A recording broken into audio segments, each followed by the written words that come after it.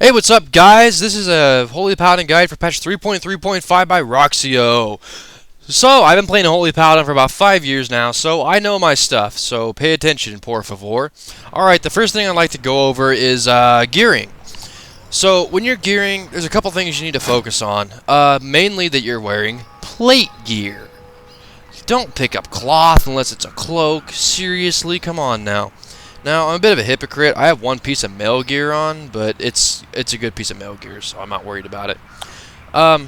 Something to remember when you're gearing is you need to make sure you have good trinkets. I use Sliver of Pure Ice and Talisman of Resurgence, I think it is, or something like that. Yeah, they're both really good. At any rate, something else we need to remember is that on Paladins, the most important stat for a Holy Paladin is Intellect. The gear priority goes as follows. So make sure it has the potential for intellect, which means it has a lot of sockets. It has a high amount of haste. It has haste rating on it, above every other stat except for the potential for intellect. That it has spell power on it. Of course, you need spell power because you're a healer. Come on now. And after that, you also need to make sure that you have enough crit, so you're not, like 10% crit. But you need to have some amount of crit because Holy Paladins do kind of rely on crits. Aside from that, you don't need stats like MP5 because you have Divine Plea. But keep in mind, don't completely neglect MP5. You do need a little bit of it, but you do get quite a bit from raid buffs, so keep that in mind as well.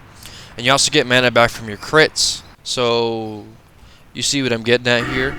I'd also kind of like to talk about my personal talent spec real quick. I have 1 point in Improved Land Hands because I had nowhere else to put it, and that is the most beneficial thing I could think of to put it in. And I'm just a really basic Holy Paladin spec. It really is basic. No Sacred Cleansing, no Purifying Power, no Blessed Life. Those are PvP talents. And as you'll see right here in a moment, I actually went 5 out of 5 in Divinity because I'm not stacking spell power like some Paladins do. So the extra 5% healing is significant. And also, I'm spec'd 5 out of 5 in Conviction for the extra crit since I stack haste a little bit more. Then I have Heart of the Crusader for 3% crit on the mob. And then I also have Improved Blessing of Might, so I have fully improved buffs. I also spec'd into Benediction for a couple reasons, which I'll explain here right now. Okay, if you look at a lot of your Paladin spells, a lot of them are actually instant cast. So, it would make sense to reduce the mana cost of all of those spells, right? So why not spec for 5% mana cost reduction? I mean, it makes perfect sense, to be honest. I mean, I don't see why not. I'm going to talk about Glyphs. If you're a little new to this, I'm going to put Glyph of Seal Light and Glyph of Seal Wisdom up right here. Glyph of Seal Light increases the healing done by 5%, and Glyph of Seal Wisdom reduces the mana cost of healing by 5%. And I went for Glyph of Flash of Light for I don't know why, just did. I also went for Glyph of Holy Light, because what Glyph of Holy Light does is it allows us to have a group heal. But it isn't a group heal, per se. It's just, it heals people around them. If you crit for 18k with a Holy Light, the 5 people around him will get healed for 1.8k. It's pretty crazy.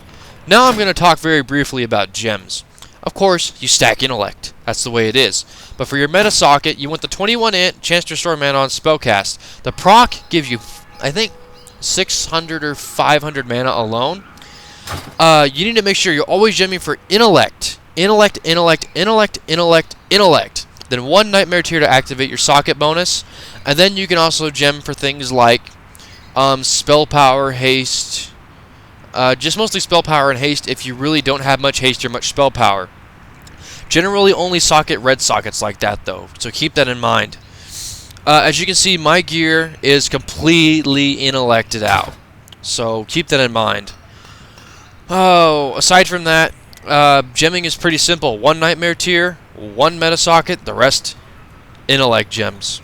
The reason for that is because you have something called Divine Plea. Restores 25% of your total mana over 15 seconds.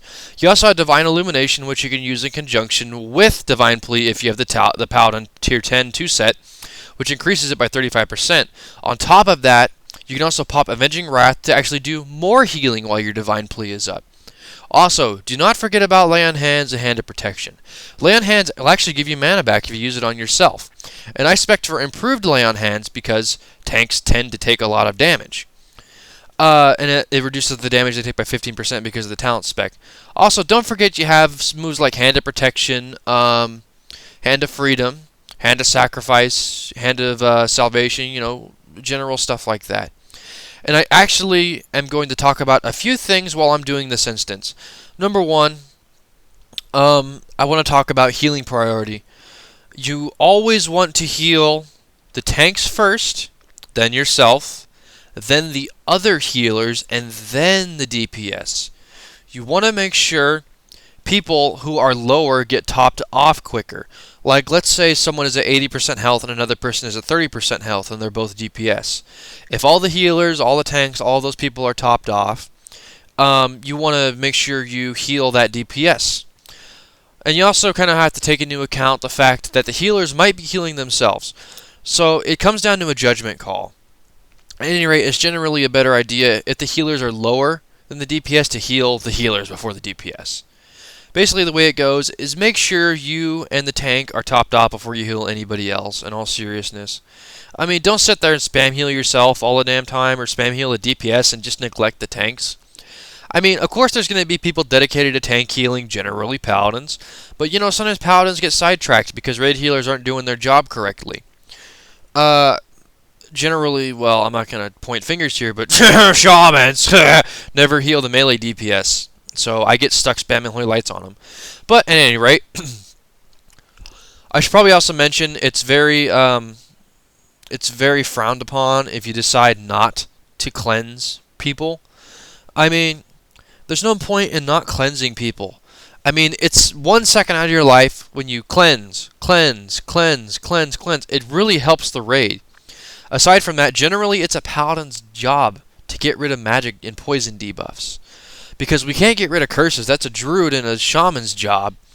And priests can get rid of magic and stuff like that, but they're not as proficient as we are at it. Because priests are generally more concentrated on the group healing aspect or, as a discipline, the tank healing aspect of everything.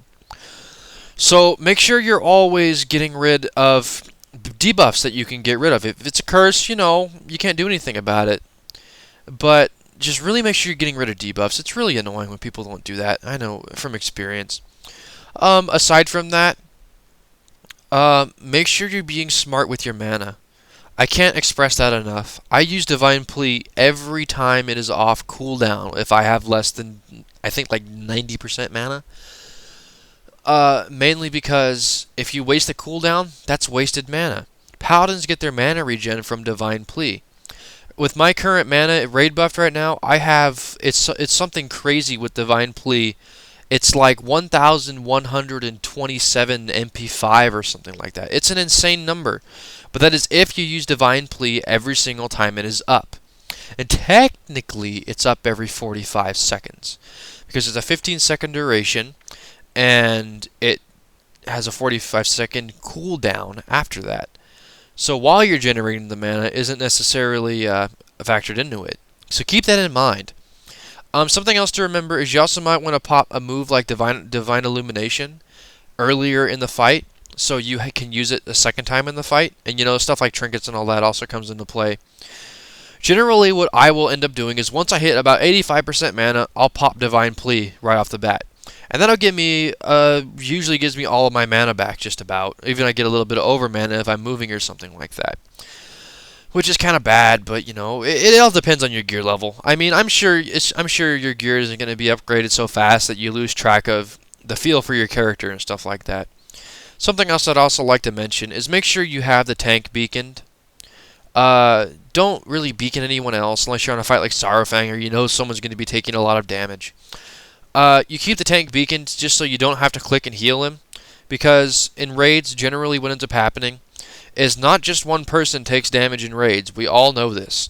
So what you want to do is you want to beacon the tank and you want to spam holy lights on the raid and technically raid heal as you are healing the tank.